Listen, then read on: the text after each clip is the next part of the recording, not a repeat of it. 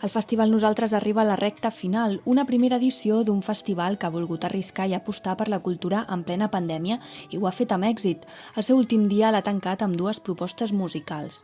El duet format per Leo Rey i Fernando Herrero sota el nom de Cine Núria van oferir una proposta de pop fresc amb pinzellades d'electrònica. Home, ens sentim privilegiats perquè tenim molts amics que es dediquen a això de manera bastant més professional que nosaltres i se'ls ha caigut tot l'estiu, com aquell qui diu. Nosaltres afortunats i agraïts d'estar avui aquí a la nostra ciutat. Passarem uns mesos difícils. Depèn de la situació. El que la situació permeti, això farem. Perquè, nosaltres anem treballant, però clar, a nivell de concerts i fer directes i això, doncs clar, ho veiem una mica complicat per la situació. Es va seguir la cantautora Gessamí Boada mig camí del jazz i el pop i on va deleitar amb algunes de les cançons del seu nou disc que es publicarà aquesta tardor. Vam tocar fa...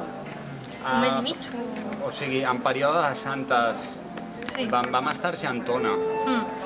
Sí. I la veritat és que al lloc on vam anar ens van dir se'ns tiraran a sobre perquè la Garrinada s'ha cancel·lat, les Santes no es fan...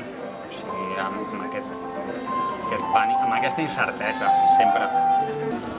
La veritat, esperem que s'ho passin bé, perquè nosaltres ens ho volem passar molt bé tocant i tenir el feedback aquest que, encara que sigui amb mascaretes asseguts, que és un concert una mica típic per això, però crec que s'ho passaran bé. El festival Nosaltres va tancar una primera edició amb dues propostes de quilòmetre zero amb artistes de Mataró.